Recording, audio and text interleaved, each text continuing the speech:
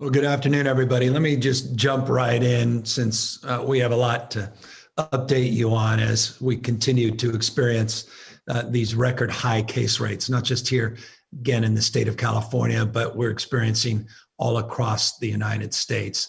Just to put this in perspective, our 7-day average in terms of new case numbers is north of 14,000, 14,657 to be precise. The 1-day case number that we are announcing today, roughly in line with that 7-day average, 14,034. Put that in perspective, the case numbers, when you look back to the peak period that we experienced since the beginning of this pandemic, that 7-day average during the peak, the previous peak, was 9,881 compared to the close to 15,000 cases that we're now experiencing over a 7-day period. We anticipate, based upon what occurred over the course of the last number of days, that within the next number of weeks, 1 to 2 weeks, based upon Thanksgiving activities and all the efforts to educate people against those activities and gatherings, that we will see an increase in cases. It is important to put in perspective California as a state vis-a-vis other states, just for purposes of comparison. People have inquired, people have asked, how are we doing in case rate comparisons? For instance, our state versus, for example, fill in the blank, those with the highest cases per 100,000 population, as exampled in this slide, North Dakota, Wyoming, and South Dakota. We are doing, relatively speaking, better than the overwhelming majority of states, ranking 39th in the country with 34.5 cases per 100,000 population. But that said, the alarming concern, it's not just for our state, but you're seeing this in other states, is the rate of growth. And let's get to that before our nerves are calmed by being the 11th best of the 58, or the rather 50 states.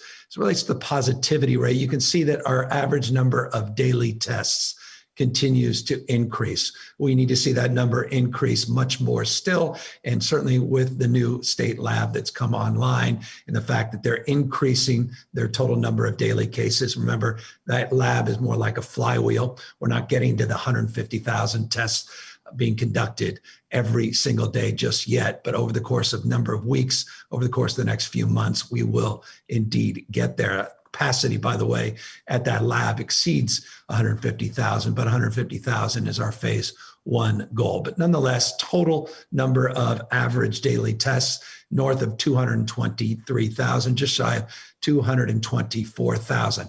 I always maintain the more tests we do, likely to find through that surveillance more cases. Positivity rate then becomes the most important driver in terms of our understanding of where the community spread is occurring and how significant it is.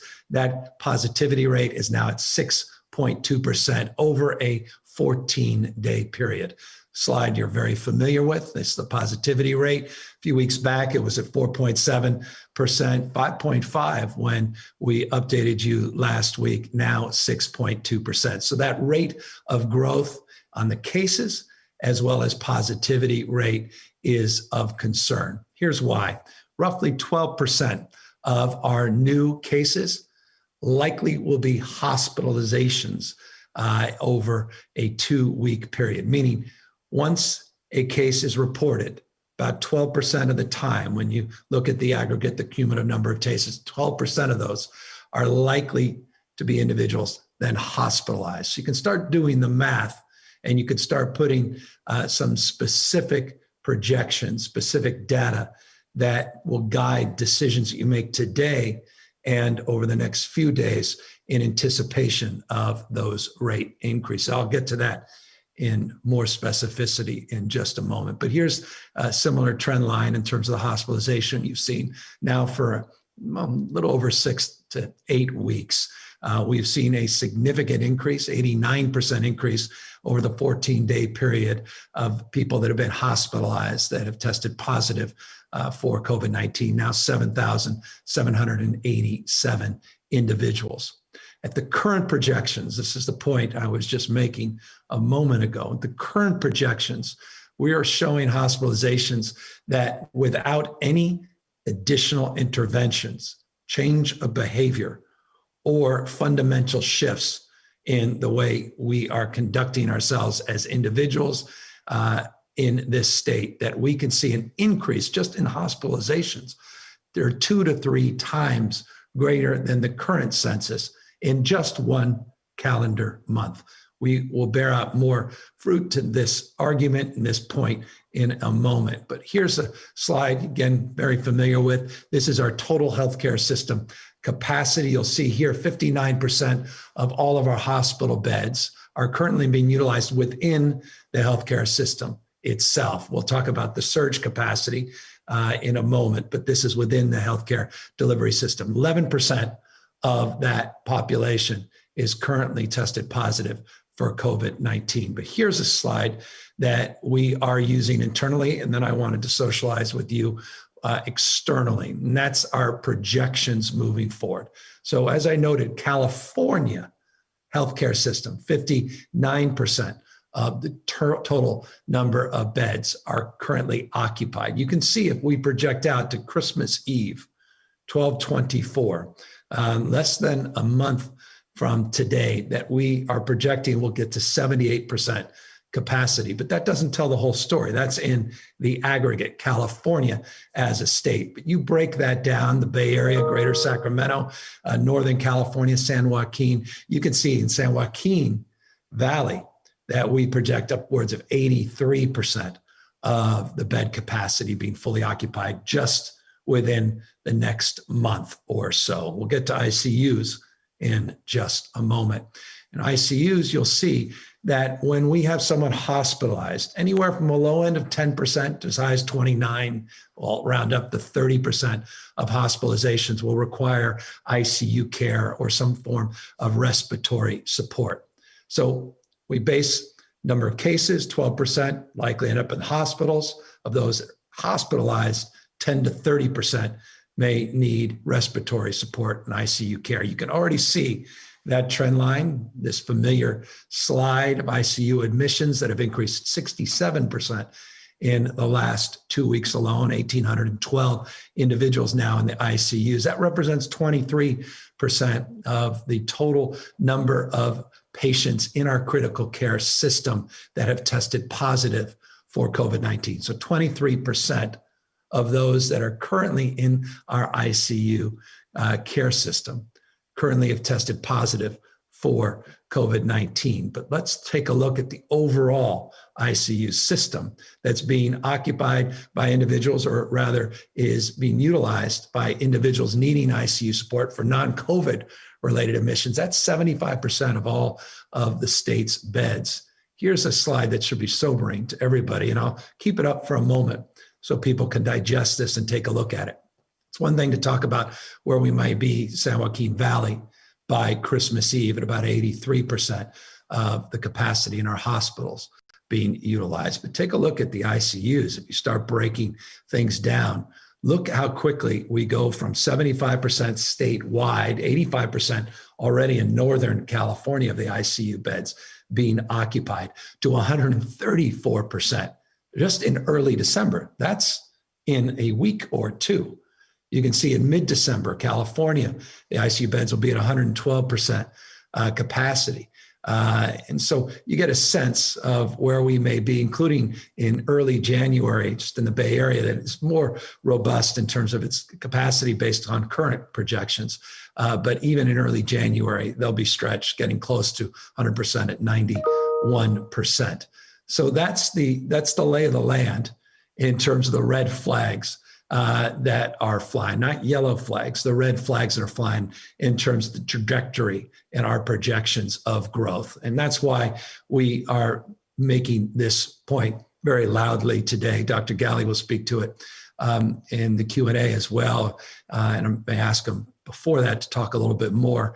But if these trends continue, we're going to have to take much more dramatic, arguably drastic action, including taking a look at those purple tiered counties. And they are now 51 of the 58 counties. We had 9 counties over the weekend move backwards. Remember, we're not waiting on our weekly cadence to make moves. We're doing it much more consistently, updating the moves. 51 counties now in the most restrictive purple tiered status, 6 in the red status, just 1 in orange status, none now in yellow status. If we see these trends continue, the potential for a stay-at-home order for those regions in purple because of hospitalizations and ICUs, we're not just now looking at positivity rates. We're not now just looking at case rates. We are now looking in real time at hospitalization numbers and ICU capacity in those regions. It will require, and we are assessing this in real time over the next day or two, to make determinations of deep purple moves in those purple tiered status that is more equivalent, more in line with the stay-at-home order that folks were familiar with in the beginning of this year, with modifications in terms of the work that we are currently doing. But we've been working with health officers up and down the state over the weekend, well aware of what was happening in LA County and Bay Area, parts of the Bay Area, and in turn, the health advisors, or rather the health officers themselves, helping advise our team in terms of what they're expecting and hoping for from the state. They're familiar with some of those, some of the recommendations that we took from them, some of the recommendations that we offered in return, that they're being worked on in real time. Dr. Galley, just because I think this is an important point to reiterate, maybe you can talk just briefly before I move on in these slides, and I'll put up this current tiered status slide as you speak, just to talk perhaps a little bit more about your conversations over the weekend, over the last week, maybe provide some insight at what we may be looking at if these ICU and hospitalization numbers continue over the next few days. Yeah, thank you, Governor. And as always, you did an excellent job sort of laying it out. But as you said, we've been in constant conversation, not just with local health officers and other leaders at the county level, but really with the healthcare delivery system leaders, checking in, people on our team at the state, checking in daily with the big systems, but also smaller regional hospitals that maybe can't ramp up as quickly and as easily. And again, remember, we are doing all that we can to anticipate the surge, building beds, adding staff, making sure equipment's available, working to make sure all of the different waivers and permissions are in place so people can really, hospitals can do all they can for the patients coming in their front doors. But we also need to address, as you pointed out, kind of the incoming patients and making sure we're doing what we can on transmission. So focusing on what we talked about previously as non-pharmaceutical interventions, everything from where we are now with restrictions in the purple tier, 51 counties in that status, and looking at other things like all the way up to a stay-at-home order to determine how we really navigate what is a challenging time with case rates. I'll remind you that the high case numbers that we've seen in the last week and 10 days have not even begun to impact hospitals yet. We know that it takes about 2 weeks. So a few days ago, when we had a case level of 18,000 plus cases in the state, what that tells us is that's not yet impacted the hospitals, the emergency rooms, the ICUs. So really working over the weekend and frankly, day in and day out with healthcare leaders across the state to understand where their challenges are, making sure that staffing is strong. We know that staff are one of our most precious resources at this time. And they've been on that front line for many, many months. They're tired out themselves. Their families are concerned about what these high rates of spread are. So doing all that we can in our communities to protect those healthcare workers. So that's what's going on. Everything, as you know, Governor, is on the table in terms of considering how we effectively guide the state through this and working with our local partners to make sure what we do is both impactful and as time limited as possible. We know that this is hard for all Californians, and making sure that we choose something that will make a difference but that we can track that difference and give people some confidence that we will only do it as long as we need to bring the hospitals into a situation that they can handle the incoming patient numbers and provide high quality care in a way that protects our healthcare workforce as well.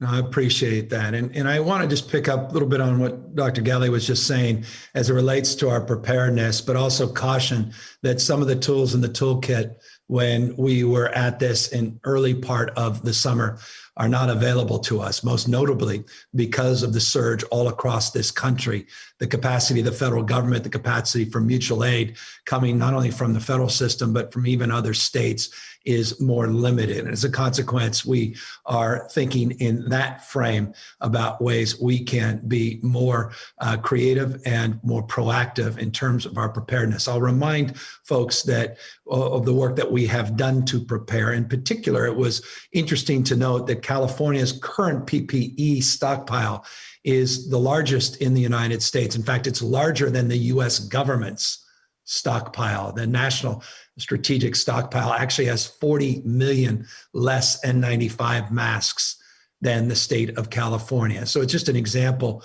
of what we have been doing over the last number of months to truly be prepared. Another thing we did to prepare, something that we had updated you on a relatively consistent basis, we'll start doing again very soon, is our health corps. We went out a number of months ago and we asked people if they would submit their names and their unique skill set to a registry and make a determination based upon their active registration and their licensing and whether or not they can commit a certain amount of time in a certain area to a certain need, whether or not they matched. And right now we have 871 individuals that are active and registered as part of our health corps. We're going to be dusting that off and working harder to get a broader swath of opportunities and make those available to individuals that may have recently retired or may have seen their license lapse, but now easily can enter back into the workforce as needed. We also talked a lot about in the past, I talked about at the beginning of this presentation, the work we did to secure our nation's first state testing lab, scale and scope, the one that we have put together here in the state of California. Again, that could not have come at a better time in terms of securing our testing needs, not only to address the growing case rates across the state, but the sector specific needs, particularly for our schools to reopen quickly, even in a challenging environment, the need to provide for the state-of-the-art PCR tests, these lab-based tests that are critical in terms of the sectoral reopening. And of course, doing what we can to procure more ventilators, not only from the federal government, but getting more ventilators in our healthcare system. The healthcare system itself has procured a substantial number of ventilators and rehabbed and refurbished older ventilators and have been preparing themselves. In addition, of course, the state supplementing those efforts. So giving you just some bullet points of some examples, not a comprehensive list, but just a reminder of some of the work we've done, including the 11 surge facilities that we have pre-identified and pre-deployed all throughout the state of California. I'll remind you, Porterview and Fairview and Porterville, forgive me, places like the Arco Arena up in Sacramento in warm, what we refer to as warm status. And that just simply means that we can convert those surge facilities in relatively short order, 24 to 96 hours. I keep bringing this slide back up. Those of you who've tuned in on these presentations have seen this slide the last few weeks. There's a reason, and that is we, based upon these projections and these trend lines, are likely to begin to need to turn these from warm status and make these fully operational. And so we're just moving slowly in that direction, just to go give you a sense that this capacity up to 2,000 beds, 1,862, we have some additional capacity as needed where we could go beyond these numbers. But nonetheless, this capacity has been formalized and organized in a way that we are prepared if indeed we need to be accessing these sites. I'll remind you, if we need to access our PPE inventory, again, over 500 million units of surgical/procedure masks and N95 masks. You'll see there on the slide additional gowns and gloves, collection kits, and the like, which we continue to procure. This is not a static number. We're updating these numbers consistently. And as I reminded you in previous presentations, we've already distributed some 600+ million masks already. This is just what's in inventory that hasn't already been distributed. We've done the same with gowns and gloves and face shields and other PPE. But one of the things we need to talk more about in terms of preparedness is preparing our small businesses. If we're talking about more modifications, more restrictions, sectoral and industry restrictions for non-essential services, as you've seen in LA County, as you've seen in other parts of the state, as more and more counties move into this purple tier, and we look at our own modifications statewide, not just those modifications we are seeing at a local level. We have to be more mindful than ever about the economic impact and consequences of these further restrictions. And this is why I wanted just to take this opportunity. I've shown these slides on many occasions, the work we've done in the past, what we proposed in our budget, what we did through executive orders previous to the enactment of our budget in July, working collaboratively with the legislature, as well as previewing folks on what we may be doing in the next fiscal year with a budget that I'm working on as we speak, that we will make public in January to the legislature. And that has been important, but let me now offer some additional insight on what we are doing immediately, more in this space, targeted at the most impacted sectors of our economy, small business is in particular. We are announcing today immediate relief to provide billions of dollars of opportunity for small businesses that have collected sales taxes and owe sales taxes in this first line up to $1 million of sales tax that is owed, to get a 3-month extension, in essence, a float. That sales tax is collected by the business member. It is in a bank account, supposed to be sent to the state and the counties, cities for distribution. You can hold that money. You can use that money to float any obligations you have. It's a deferral, and it's automatic for businesses that owe up to $1 million in sales tax. We're going to expand interest-free for businesses that have $5 million in sales. I would change the language a little bit, so I want to clarify that second bullet point. Expanded interest payment agreements to larger companies with sales up to $5 million.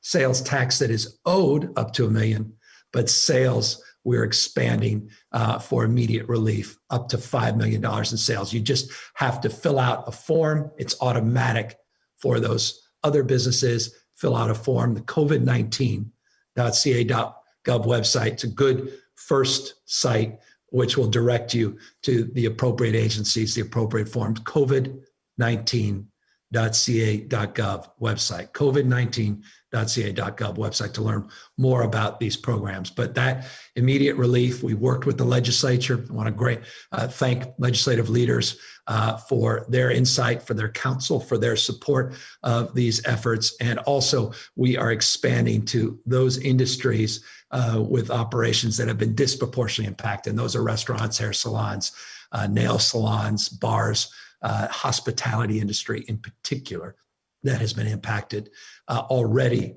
by the tiered status, but likely to be impacted more with regard to the prospect of additional restrictions over the next days and weeks. Here's some additional supports we're providing for immediate relief. And this is the emergency relief package, also in partnership with the legislature. This is money that we're getting out right away, $500 million. I want to thank legislative leaders over the weekend working with our team to broadly tip the hat to support using our reserve accounts to get $500 million of additional grant money, up to $25,000 cash grants, not just to small businesses in this case, but also cultural institutions and nonprofits.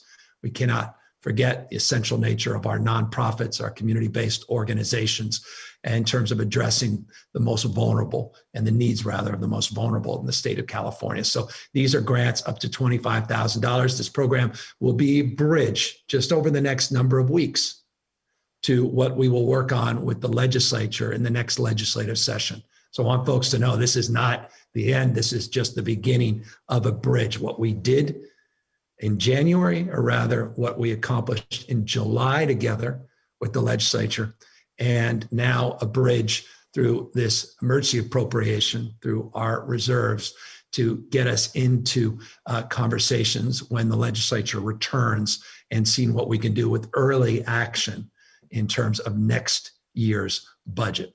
In addition to that, we are truing up, forgive me, better language. We are increasing our investment in a California Rebuilding Fund. And by the way, I'm very proud of this fund. We've had an overwhelming response. This came from our economic task force. In fact, this was, full disclosure, interesting perhaps to some. This was the brainchild of Janet Yellen, the former Fed chief, who was just announced today formally by President-elect Biden to be the next Treasury Secretary. She was a very active participant in our economic task force, and she talked about the importance of providing first loss funds and providing direct relief for businesses with this program. This program immediately has generated a lot of support. The idea is to provide $125 million. We're looking to leverage these dollars. You can see what's already happened just since we announced the first tranche of this fund a few months back, how the take-up has gone. We want to get an additional $12.5 million that will leverage tens of millions more resources to get to $125 million of relief in this first loss fund. We're also reminding people that tomorrow, literally tomorrow, because of the work we did with the legislature, again, thank you to legislative leadership, Budget Chair Ting and Holly Mitchell, and their strong support of our Main Street hiring tax credit up to $100 million. Those dollars are now made available when you hire a qualified employee, a tax credit up to $1,000, up to $100,000 if you're a small business owner, that you can receive in tax credits. That program begins tomorrow, December 1st. Again, go to covid19.ca.gov website just to provide basic information where you can go to learn more about this Main Street hiring tax credit. That program goes live, again, December 1st.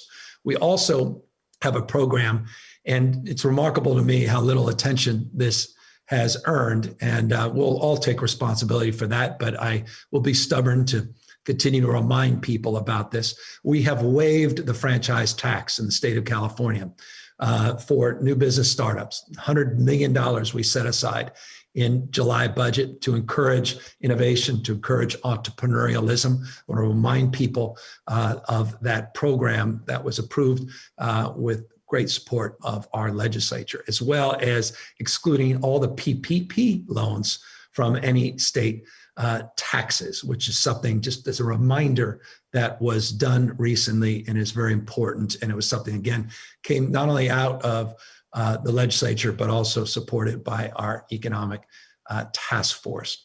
We also have provided for disaster relief loan guarantees of now up to $100 million. We did $50 million through an executive order. The legislature doubled that still, which was spectacular.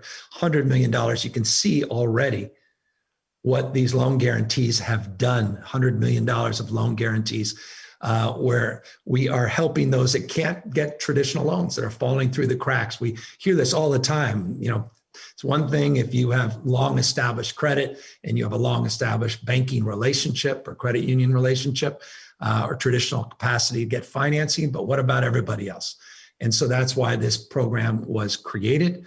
And this goes through our iBank, $100 million, 83% of the loans that have already gone out, women and minority owned companies. And you can see we're leveraging. This is, again, all about leveraging. It's not just the 100 million, it's leveraging tens of millions more. You can see just in one component of the two programs, the total 100 million, that we had 217 million loans approved that have already leveraged $109 million of additional support. We'll talk about additional support and we will wrap up here in just a moment. But I wanted to also remind folks of additional support we are providing our restaurants. We announced a number of months back a first in the nation program working with FEMA and working with our federal partners called Great Plates. The whole idea of Great Plates was to have restaurants that otherwise are closed or substantially impacted because of the restrictions pursuant to our guidelines, local and state, under the COVID-19 restrictions. They simply cannot operate at capacity. We want to create a competitive and creative program that allows people to serve the most vulnerable that are in need, 3 hot meals a day to seniors that are wisely being cautious in terms of their own movement and that don't otherwise have access to a lot of the Meals on Wheel programs and other programs that are providing support. That program, please, if you're a restaurateur or know a restaurateur, we encourage more utilization and access to this program. This program supports counties to provide 75% reimbursement. The state provides additional reimbursements to the county, 25% pickup, to provide 100% free meals, 3 hot meals a day to our seniors, and provide the opportunity for small businesses and restaurants to stay open, providing those meals and getting paid for providing those meals through the program reimbursement through FEMA and the state, working with our counties. Already just shy of 10,000 food industry jobs have been supported since the initiation of this program. Almost 18 million meals have been provided. We want to get to this whole nother level. And if we continue to put more pressure on our restaurant industry, it is important that we share more information about the Great Plates program. It's not a panacea. Nothing about it's perfect. I recognize that there are implementation challenges. Each county does it differently. Each county, has different rules and regulations and different criteria as it relates to how they operate this specifically. But it's important that we promote it nonetheless. And I want to encourage people again to go to that covid19.ca.gov website, covid19.ca.gov website. Learn more about Great Plates. See if it works for you. It may not work for you, but if it does, this could be very, very helpful during the next 6 to 8 to 10 weeks as we work through the most challenging period since the beginning of this pandemic. I'll remind people we did an executive order on commercial eviction, freezing those commercial evictions through the end of March. We also provided over 16 million units of PPE,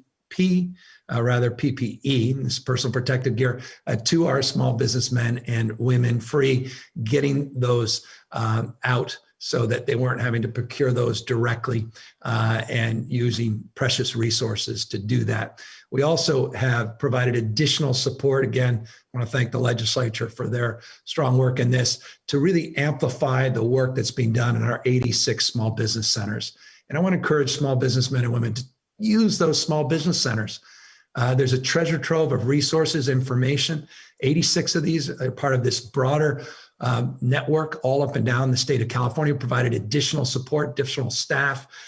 We did it as well to our economic program, our team called GoBiz, all with an idea of getting you more information about how you can get more support. And that's what this slide here represents. These are existing supports. Small Business Association provides the economic industry, rather injury, disaster loans, as well as these loan advances. These small business centers have all the information. It's important to access to get more information so you can get that support from the SBA.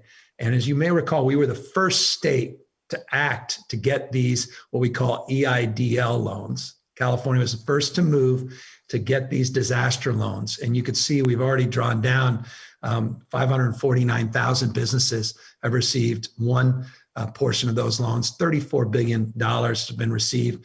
These loan advances, $2.7 billion of grants have been received. Over 800,000 businesses have taken advantage. If you haven't, please learn more about it. Again, go to covid19.ca.gov. And another program that's so essential, so fundamental is the PPP program. This is just an update, almost $69 billion has been drawn down in the state. 623,000 businesses have taken advantage of it. So just giving you a sense of what the federal relief has been, the leveraging of those federal programs. We've been able to draw down in the state of California over $100 billion since the beginning of this pandemic. I recognize it's not even close to enough. Trust me, I recognize this as a former small business owner in the restaurant and hotel businesses that started retail right out of college with pen to paper, part-time employee, Pat Kelly, my passion for entrepreneurialism and my deep reverence and also empathy for the stress and the travails of small businesses and what you are facing, particularly over the next few months as we work our way through now this sprint to the vaccine. More on that in a moment. But as we work through this very difficult time, more restrictions placed on you, more businesses now vulnerable to being out of business permanently. We want to make sure we're taking advantage of all these federal programs. And that's why this PPP program was so important. And it is critical still that we get more support from the federal government. I'll talk about that in a second, but as well, we're going to need more support from the state. And we recognize we're going to need to do more working with the legislature to retain jobs, to expand jobs. We're going to talk a lot more about employment insurance, not just unemployment insurance. In January, we're going to talk about waiving more fees and related to industries that have been disproportionately impacted by this pandemic. A lot of great ideas have been brought to light by the legislature. A lot we worked on together and got done last year, but just not at the scale that we need to do it moving forward. Just want folks to know we have a whole list of things that we are actively engaged with leadership and legislature on so that, again, we can have early action and we can move quickly in terms of additional relief to businesses. So again, all this work that we did in July, now just ramping up, money going out. Now this interim relief, there's new grants, $500 million.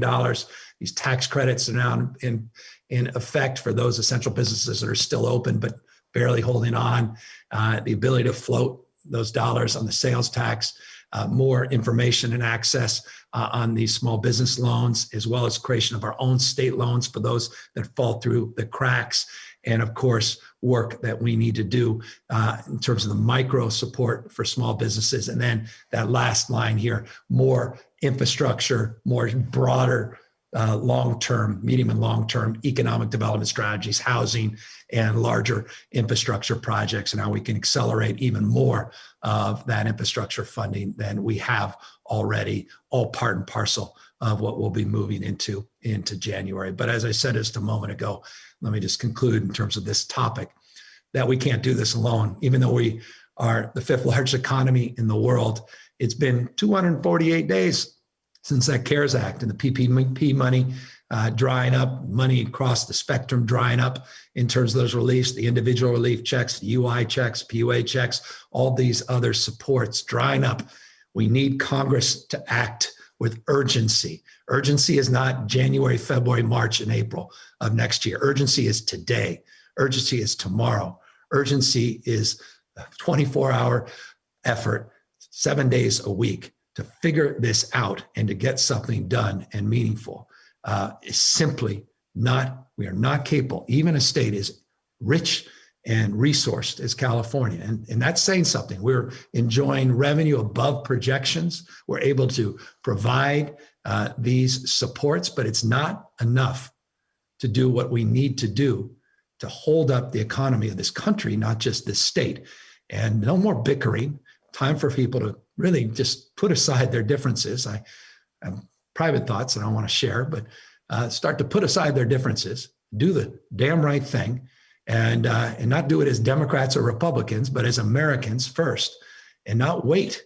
We can't wait. We need to get moving on these supports to help these small businesses that have put everything on the line to make the American dream possible and to have their back at this critical moment. Now, forgive me, but this is just fundamental. And to that end, if you are wondering what we're doing to support that cause, I would point you to a series of correspondence we've had with legislative leaders in Congress, Speaker Pelosi, Mitch McConnell, among others, as well as minority leaders in the respected houses. We also just recently sent another letter specifically outlining, multiple page letter, specifically outlining what we believe are the most important supports in terms of a new CARES Act. And so we're not being sheepish or shy. I'm not just announcing this in a press conference. We've been working closely with Speaker Pelosi. We have publicly made our requests known for many, many months, not least of which the last few weeks. And we'll continue to work aggressively with the Biden administration, the incoming administration, the transition, to do what we can to help influence real action at the federal level. Speaking of action, and I'll just close with this and we'll open up to questions. Important, last week I updated everybody on the vaccine plans and the 3 work groups that we created a number of weeks back, some work that we had done, task forces going many, many months back. Here's something that you may not have seen. We are anticipating 327,000 doses of the vaccine from Pfizer to come in the next few weeks. We have a specific date. I don't want to give the specific date quite yet because that date they gave us was within 3 days. I want to get the right dates. They said between this date and that date, but let's suffice it to say in the next few weeks, 327,000 doses. That'll be California's portion of the first distribution of vaccines. These are challenging vaccines because these are the ultra low temperature stored vaccines. These are the vaccines that also require a second dose, which we anticipate in 3 weeks. As I told you last week, and I hope folks took a look, we now have these public meetings with our drafting guidelines working group, and there's this advisory committee. They met day after Thanksgiving. I think it was another 2-3 hours where they met, public forum on Friday, updating the latest plan. Now we get a better sense of what's available for the first round. So what's the priority on 327,000 doses? Who are the people we're prioritizing? It's one thing to say the healthcare sector. It's another to say those that are working in congregate facilities, those working with vulnerable populations. But how do you break that down in even more detail, more specificity? That plan, detailed plan, will be out this week. It's what we refer to as the phase 1 distribution plan. They're reviewing, they have another meeting today on that plan, but we're working off the 327,000 first distribution of doses coming from Pfizer, Moderna right behind it. And quite literally, we are tracking hundreds of others that are in this space, working all across the globe, including dozens of others that are in advanced trials that are also part of our working groups, sort of purview, not of direct responsibility, but authority in terms of their calculus on when things to start arrive, when we'll start to see significant increases at scale of doses of vaccine that will be made available more broadly to you and me and the broader general public. So that's just a quick update on the vaccines. As always, encourage you to do what we can to abide by these health rules and all of the critical non-pharmaceutical interventions that we have been talking about for many, many months. And with that, let's open it up to questions. Dr. Galley, obviously here to answer more specific questions about the vaccine and any other questions related to health. Aaron, and we're here as well to talk about other topics. Don Thompson, Associated Press. Thank you, Governor. A couple of related topics here today. If I can ask on whether you think the hospital system can withstand this unprecedented surge without shutting down beds to elective surgeries as you did earlier in the year. And we're hearing some are already doing that. At the time, you expected that we need 66,000 more hospital beds. I'm asking what your models show now for what additional we might need. And then secondly, on you're telegraphing that we might see a more stay-at-home orders. What sort of thresholds are you using or expect to be using to determine when you will have those county by county stay-at-home orders? Thank you. Don, all outstanding questions. So, Dr. Galley, I'll pull you back in. I pulled up the slide again, just in terms of our healthcare system projections. So, once again, people get a sense of what we're projecting to occur in the next few weeks. Don asked a number of very specific questions that even move beyond the short-term projections. I think he was referring with that 66,000 number to some of this information that we provided earlier, March and April. Give me a sense, Dr. Galley, where you anticipate the system capacity to really start to feel stress, but also maybe break down that it's not just the Bay Area in the aggregate. It's really, as you say, regional hospitals, specific hospitals that may feel pressure points even sooner than that. Yeah, thank you. And thanks for really excellent questions. I'll tell you that it's important, and the governor's used it a couple of times to talk about the regional aspect of hospital delivery systems. Some counties in California don't themselves have a hospital, certainly don't have many ICU beds, so they depend on regional networks of hospitals, different systems coming together. So we are looking at this from a regional basis first and foremost, because what matters is if a patient needs care and they can't get it in a hospital in their community, in their county, then we need to make sure that surrounding counties' hospitals are able to serve those individuals. So you see here on this slide, we have a number of various county regions or regions in California made up of multiple counties. And we look out at when their beds, their total hospital beds might be filled. You might say, look, there's a little room in the hospitals even at the end of December. And much of the surge capacity that we have built up is able to take care of what we say are medical surgical beds. They are not ICU equivalent beds. What we worry about at this time is specifically the ICUs. The governor mentioned that cases today turn into hospitalizations at about 12% in 2 weeks. And then from there, we know that a number of those individuals will move on to need critical care and intensive care units. What does that mean? Usually specialized space, specialized equipment, and specialized staff. So in this slide, you'll see that around that same time, even when we might only be using 70% of our total hospital beds across the state, we're using over 100% of the projected current capacity of intensive care unit space. Now, hospitals have ability to build up some additional ICU space.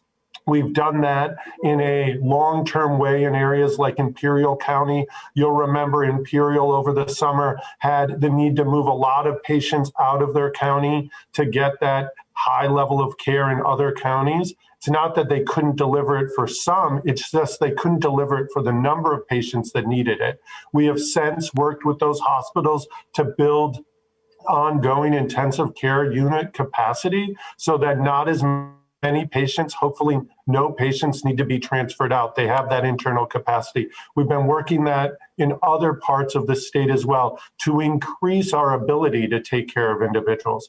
But bottom line is we are looking at intensive care unit capacity as the primary trigger for deeper, more restrictive actions, because when that capacity goes away, or even when it gets stretched so far that staffing is stretched, that we have to have, set up space that isn't typically used for intensive care units, we know that the quality of care, not because of anyone's fault, not because people aren't being attentive, to the contrary, they're working so hard, so fast that the quality of care sometimes takes a dip and we see outcomes we don't want to see. So we are doing all we can to see that coming, to anticipate that, so that, as you can see in this slide, the second half of December, when we anticipate, if we don't make changes to how transmission is going today, we may have some limitations, some real concerns in certain regions and specific communities in certain regions of the state that we want to stay out in front of that. That's why we're working with the health system partners now, those local health officers, to anticipate what their unique models show in their own regions. But statewide, we see that the second half of December could be pushing the limits in some areas, that we want to act sooner than that so that we can get transmission down and we can handle those potential high ICU surges.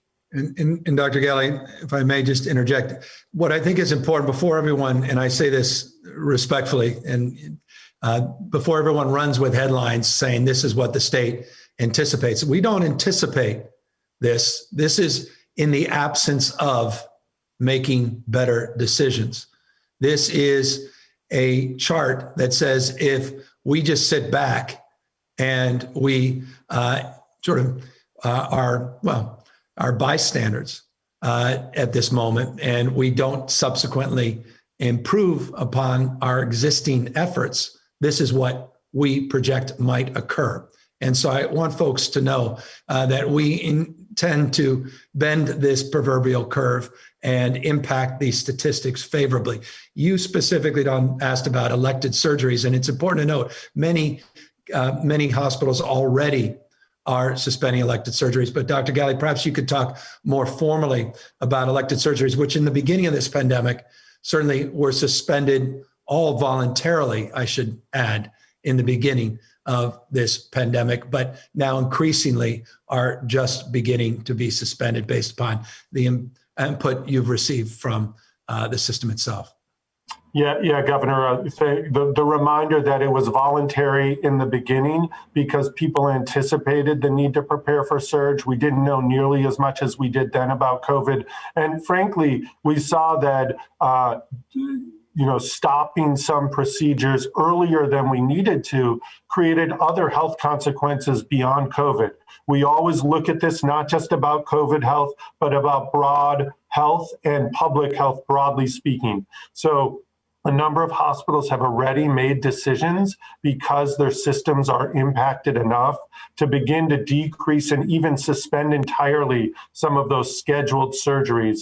And we're not talking scheduled surgeries like, oh, it's fine to do it today and we can wait 6 months. Some of these are very important procedures, things like inserting dialysis catheters, heart valve replacements, certain procedures to make sure cancer care goes as well as it is. It's not that it has to happen today for certain, but waiting weeks and weeks and weeks could have significant consequences. So it's this fine balance, but a number of systems and hospitals specifically, if you looked in the Central Valley, you looked in parts of Southern California and the Bay Area, I'm sure in Sacramento already, certain hospitals, certain systems are making the decision to reduce those in part and maybe even suspend them entirely until we see how the next few weeks plays out. The other thing to remind you that many of those services and surgeries can be stopped fairly quickly. So the next day or 2 days out, so they can keep those scheduled for now, but pretty quickly turn off that demand and really protect the rest of the healthcare delivery system. So we're working hard hand in hand with California Hospital Association specific systems to make sure that we time it correctly to make sure that capacity is available when we need it. Yeah. And on just the last part of your question about just the previewing more restrictive measures, I can assure you those are being assessed in real time. Do not anticipate, again, week by week announcements in this space. There are many moving parts as relates to any subsequent movement by the state. One size, again, does not fit all. We have many different local health officers with very different points of view. And so we're working with our counties, working with our cities, not just the healthcare system itself, as well as local health officers, all in an effort to basically land where we think is appropriate based upon these projections that we are making public today. Stephanie Alam, CNN. Hi, Governor and Dr. Galley. My question is about the fact that California is one of the most strict when it comes to the COVID restrictions that we're seeing, and yet we still have this case explosion here. And I would love to hear why you think that is. Is it just people are tired of dealing with the pandemic? And if so, does that mean, as you're looking at these more strict stay-at-home orders like we have here in Los Angeles County starting today, does that mean that perhaps there will also be more of a intensity on having some of these restrictions followed, the reinforcement of that? Could you speak to that too, please? Thank you. Thank you. Thank you for the question. I want to go back to the slide on case rates and positivity rates, because I want to put it in perspective. When we talk about surges, so often is the case, particularly as I read the headlines, is that people lead with case numbers. I want to remind people California's equivalent population of 21 states combined in this country. So I think for California, and I would ask this for consideration, I don't have any great expectation, but just for consideration, when we do report in California, that it's a different level of reporting in the context of the size and scale of this state. Not only are we testing more and more people, as is the case now, over 200,000+ people a day, we have to do a lot more, and I'm very cognizant of that. We should expect those case numbers to be high in a state this large. The positivity rate, again, is the number in this slide that I think is incredibly important to track. And you're absolutely correct. And I appreciate the frame of your question. We have certainly seen an increase in the last number of weeks in not only the case rates, but also more importantly, perhaps the positivity rate.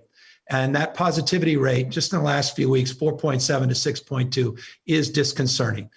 We know that that will impact our healthcare system and the hospitals, which we talked about. And we obviously recognize the impact that will have in terms of our ICUs. But I do want just to note that 6.2% is not the highest the state has seen, but the projected rate of increase is at a level that we haven't seen. And so you're correct to refer to this as a surge as of late. Now, all of that was a preamble, not an answer to your question. You specifically asked why.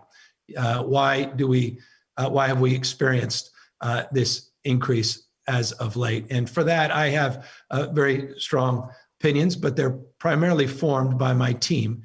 And notably by Dr. Galley. Best to have Dr. Galley come back up and talk about the mixing we have seen, the broader fatigue as it relates to COVID fatigue that's been well considered. But he can talk more specifically about the areas we are seeing an increase in transmission, be it our congregate facilities, be it at restaurants, be it simply perhaps outstandingly notably in households and in gatherings outside of our household as well.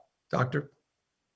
Yeah, I think really excellent question, one that we are answering constantly these days. And I will just start by saying that so many Californians continue to do the right things. They do have their guard up. It's easy to drop it, and no one can blame you after months and months of messages about masking and physical distancing and staying at home. We get it.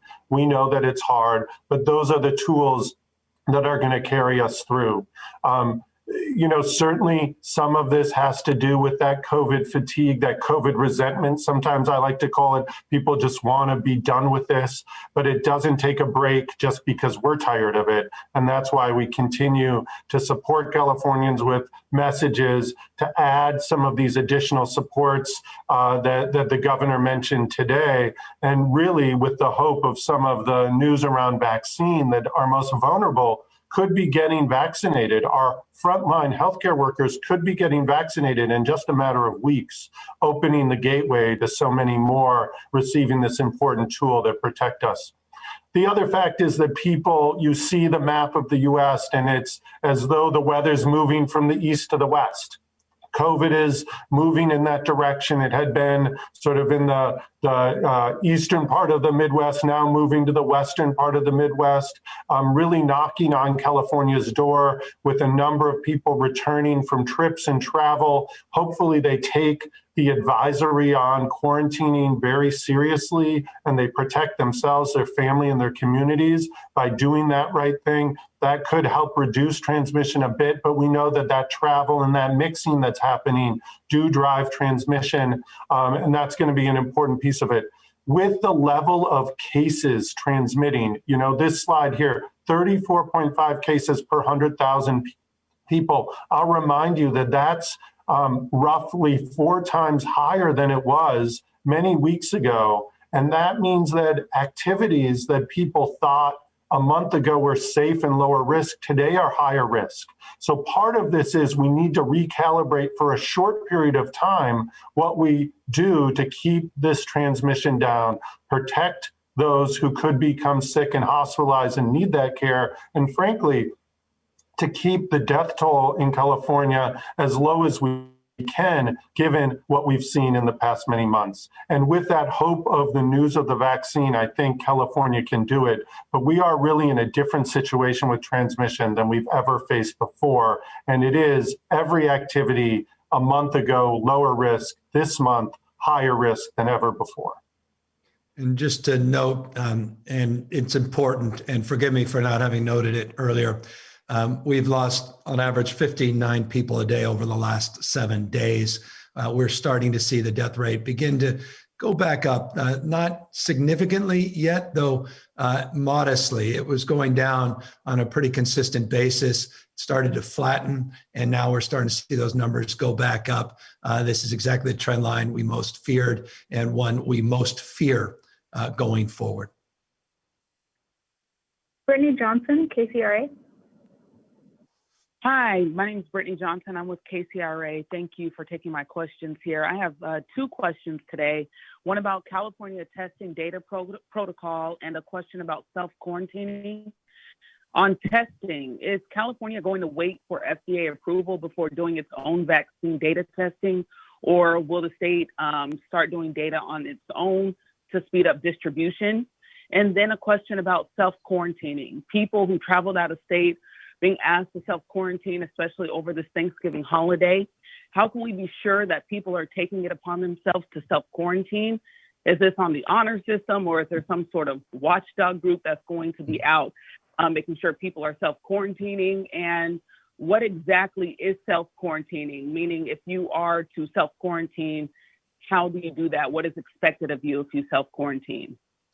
I feel like I can answer the latter part of your question, since precisely what I'm doing and why I'm talking to you from my home and not our state operations center, which is typical. But let me back up a little bit. Last week, and I encourage you to the extent you could take a look at the presentation I made last week as it relates to vaccines specifically. In that presentation, in that deck that we made public, we talked about the Scientific Safety Committee that we have organized. Its purpose is basically a stamp of approval, not taking anyone's word for it, but also not necessarily trying to undermine any existing protocols and processes, particularly protocols and process that we've been directly engaged in for many, many months. I'll remind you and others that California was one of 5 jurisdictions doing micro planning with the federal government, with the CDC and the Department of Defense in terms of the vaccine distribution. We created a scientific safety committee, and we have 2 other states that joined us in a regional partnership to review the trials that have been already made public and submitted by the FDA. They've reviewed 2 of those trials. We're waiting for the details, 3rd trial to come forward. And quickly, the Scientific Safety Review Committee, an 11-member body, will review that data independently to certify it. It's all about building trust, and it's also about speed to determination. This is not intended to delay in any way, shape, or form the distribution, quite the contrary, of the vaccine. It's basically to support trust building and to provide a next set of eyes from some of the world's leading experts that just happen to reside here in the state of California. As you also may have noted from the presentation that I provided just a few moments ago, and you can see in this slide that we put up, the California Vaccine Update, that we have another work group. This is the Drafting Guidelines work group that will make the determination from an equity lens on how to prioritize the distribution of the vaccine. So you have the safety committee and you have the guidelines work group, and they are working with a community advisory body that meets today, that met on Friday, and those meetings are public. And I encourage you and others to tune in and learn more about these plans. I noted that our phase 1A distribution, which is these 327,000 doses that we anticipate receiving within the next 2 weeks, that we will be providing allocation strategy and plan in a very public way later this week, pursuant to the commitments we made when we established the guidelines working group and the community advisory committee. And so that you should anticipate, and I would encourage people to learn more by tuning in to their advisory meetings, again, that are public. As it relates to additional comments about vaccines, Dr. Galley, why don't you jump in and perhaps amplify a little bit more fully the vaccination protocols, and then maybe talk a little bit about the guidelines that we have posted relating to self-quarantine, and I'll just fill in some personal points as a point of privilege as someone now on day 8 or 9 of my own home quarantine. Yeah, thanks. So just building upon what you said, Governor, with the vaccines, that Scientific Safety Committee is not doing its own trials or doing its own original work. They really are reviewing the same information that the FDA has. Just from a California perspective, we wanted people who are familiar with California, who live across our state, who look like Californians, speak languages of Californians, and can really endorse that this is something that is safe, that they would take themselves, they would ask their families to take. So that stamp of approval is strong, and that Californians can benefit from that tool with that bit of extra trust and trustworthiness that we intend to build up as we go along. As the governor has said to me, the vaccines implementation will happen at the speed of trust. And that is part of the reason why we have built a set of committees, a set of actions, and a set of communications with each of you so that we can build that trust, share our concerns as well, because that is part of building trust, so that when those vaccines come, not just in the middle of December, but throughout the beginning of next year, that as we make them available, a number of individuals will avail themselves of it and have that additional tool to protect themselves and their community. So that's coming. The governor laid out exactly the timeline. We're working really quickly and hard with so many Californians, and I'll just add my gratitude to them who volunteered their time to make this a success. Those counties, those hospital systems that are getting prepared to administer first to frontline healthcare workers and then to others across the state. So not only do we build up a body of evidence and endorsement, but we really have the boots on the ground and the tools to do this like no other state, so that everybody in California who's interested, who builds up the sense of this is for me, this will add to my ability to protect myself and my family, that it's available without haste to all of them. As it goes to quarantine, Governor, you and I have talked a little bit about this because of your own experience and what you and your family are going through. And I'm grateful to all Californians who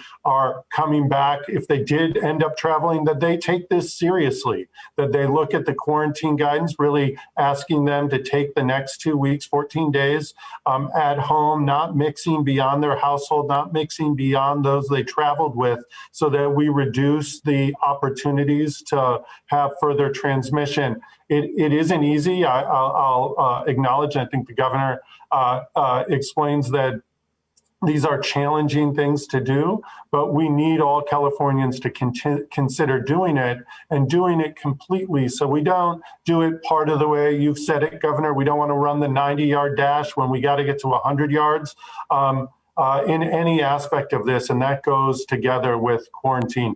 We are working hard, actually, with our federal partners to look at some of the quarantine guidance, and I know a number of articles in the national press have been looking at the time frame for quarantine. And when we think that it's appropriate to update that, working with our CDC partners and experts, we will do that. But for now, it's 14 days recommended. No enforcement necessarily, no group that is going to be tracking whether you do or don't do it. You may call it the honor system. I call it Californians continuing to do the right thing as it relates to COVID, getting us through the next many weeks, not years more of this, not even necessarily the same intensity over many, many more months, but really as we move into this second half of our response, doing things that we know will protect our families and communities and ourselves as it relates to quarantine. Yeah, and I think belabored this, and I won't belabor you with my personal experience with this, except to say deep empathy and moreover deep respect, particularly for families, particularly for those that do not have any support, may not even have a spouse in terms of the work they have to do in that environment. And so I just want to extend a deep level of appreciation, increased level of understanding what we're asking people to do for these quarantine period. But I hope people understand the magnitude of this moment and why we are asking people to do that. And so I encourage folks that have come back from the holidays, come back from Thanksgiving week or weekend to consider very, very seriously the moment we're in, the difficulty and challenges we will face as a state, as a nation over the next few weeks, perhaps a few months, as we sprint with light, very bright light at the end of the tunnel. Not a marathon, but a sprint to the vaccine. Sophia Balog, Sacramento Bee. Hi, Governor. Early in the pandemic, you issued a number of executive orders related to the state's healthcare workforce. And as Dr. Galley mentioned just a little bit ago, those workers are becoming overwhelmed and exhausted. And I'm wondering if there are any executive orders or other types of actions that you are considering or can take related to our healthcare workforce, like if you're considering suspending any rules relating to staffing ratios or anything like that to help healthcare workers meet the surge. Yeah, I appreciate the question. It's a good question. And a lot of the hospitals have been requesting one-off. I think there's, Dr. Galley, close to 200 hospitals with waivers. And so those waiver processes are well established as it relates to providing care for caregivers. We also have new rules and regulations relating to testing that just went into effect to provide additional support and comfort to the critical workforce, in addition to all the other supports that we had advanced either through executive order or through philanthropy. We talked a lot about last week the philanthropic supports that have been made in the last year in this state. Particular number of them were supporting those critical workers, providing for relief, providing specific funds for emergencies, so people had the ability to take care of their loved ones with actual debit cards that were provided for skilled nursing and residential care workers. We provided hotel rooms so people didn't feel they had to go back home and potentially expose their loved ones or didn't have to sleep in their car, as was the case. The paid sick leave that we provided statewide, which was a codification of a strategy we advanced through an executive order that was done with the concurrence and leadership of the California legislature, all part and parcel of some of the strategies and efforts to support this critical workforce. But you're absolutely right. And I cannot underscore the significance of your question in terms of the stress and pressure these frontline workers have been under and now are asked to endure still more over this next few months, and how sensitive we all are to that, and how deeply, how we recognize the deep responsibility they have and the deep emotional stress that's placed on not only them, but their loved ones. Dr. Galley, I know this is an area of obvious concern for you, and you are in constant contact with our hospital association, not only those representing the workers, in order to find some common ground here. And we are looking at those staffing issues, and we continue to process and pursue waivers as appropriate, but perhaps you can fill in the blanks to more specific examples that you anticipate us taking over the next few weeks. Yeah, thanks, Governor. And Sophia, thank you for the thoughtful and important question to lift up. Just the reality on the ground that so many people are facing. And, you know, when I talk to the California Medical Association members and fellow physicians or SEIU or California Nurses Association and learn what the conditions feel like on the ground for members.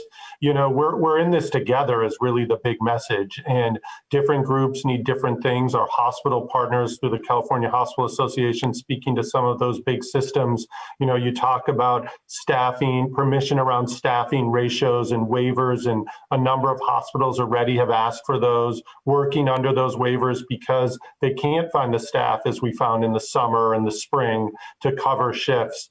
We need to make sure that all of the things that the governor mentioned, that many are available today, that those continue to be used effectively to support individuals so we can keep doing the good job that we have. Specifically, as it relates to some of the staffing ratio questions, we're in active conversations with a number of people to make sure in the spring and summer, we didn't know as much about what our situation was going to be like. We certainly put into action things immediately to make sure we were prepared. Today, in a more balanced way, we're having those conversations, making sure that we continue to move forward with strong staffing provisions while also recognizing the pressures that people are under when a number of COVID positive patients come in through the emergency room overnight or over the course of weeks, to make sure that they have that staffing. So we'll be making some important announcements in this space, posting some additional guidance so hospitals know how to act, that they have the support and the protection they need to care for patients, and that staff have the support that they need. The governor mentioned some provisions put out last week around staff testing, but these things all go hand in hand as a package of things to support us to do what we need to do. All of that said, this does not diminish the ongoing need for us as community members and as individuals in California to do our part to make sure transmission is reduced as far as possible. So those frontline workers, those systems that are there to care for you for COVID and beyond, heart attacks, strokes, et cetera, that it's available and they can do the best job that they can. So all of those provisions that you mentioned, Sophia, can only really make the difference if we continue to push that front end work, those non-pharmaceutical interventions, those things that we know can keep transmission low across the state. Final question, Alex Michelson, Fox 11. Thank you, Governor. I'm wondering, a return to a potential stay-at-home order, what we've learned since March and April that may be able to be applied now, things that might not need to have the same sort of restrictions as before, things that might need more restrictions. What are some of the key lessons you've learned in the interim that might change and modify what may be restricted in the next few weeks? I really appreciate that question, because it's exactly the question we're asking everybody, not just ourselves, and really working with industry, working by sector, working specifically with our health teams to look at the data and let the data guide that, not emotion, not past practices, but really get a sense of what's driving any of those decisions. And that's exactly what we've been doing, candidly, for almost the last full week, from day or two prior to Thanksgiving, when we started to have these conversations with local health officers and really looking at what's working, what's not, including with some of our federal partners. So we are trying to be much more specific, more surgical, dare I use a frame, medical frame term, and more prescriptive in terms of looking at the efficacy and looking at where the data leads us in making those determinations, sector by sector, and looking county by county, region by region as well. Dr. Galley, I know we have some very contemporary conversations just moments before we got on air today on this very topic, not least of which over the weekend with local health officers. Perhaps you can talk a little bit more about some of those, maybe some things that you're willing and ready to socialize, maybe specific examples of lessons learned, so we may not need to do as much in terms of being blunt with the stay at home and more surgical. Yeah, thanks, Governor. And you highlighted so many of the things that we've been talking about, and not just on our own team, but experts across the nation trying to learn from lessons that others have had the opportunity to learn, and then our local partners about what they're seeing and what they're doing themselves. I'm really working together as One California on this. I'll say a couple of high-level things first. Everybody wants us to identify the sector where spread is happening. And the truth is, when you have this level of community spread, it's happening in our communities first and foremost. So the minute you walk in the door of any entity indoors, the chance of encountering someone with COVID who can actually transmit it is higher than it's ever been. And we know indoors is the kind of scenario where COVID does transmit, and pretty easily. When you take down your mask, when you close that distance between you and others who aren't in your household, all of those things that we've been talking about for months are only amplified today because of the level of transmission. So although people want us to identify the sector or these sectors where we see transmission the most, the truth is right now, it's just all around our communities, and everyone is somewhat vulnerable to having an encounter with somebody who's infected. They themselves may be asymptomatic and or pre-symptomatic and could transmit it to others. So there's this broad sense that it's really community transmission, which is our number one focus at the moment. Yeah. Secondly, Oh, sorry, Doctor. Sorry, just two last things, Governor. The second thing is just general mixing, right? We know that with some of the stay-at-home or really changing how we move and mix, that can make a pretty big difference and pretty quickly. So that's the last thing, that one of the most important things we've learned is we can be not just more surgical with what we do, but we can really prescribe it for a shorter or a different amount of time. Early on, some of those orders really were open-ended. We weren't sure. Today, we know that we can get impact from certain interventions in a reliable way more quickly.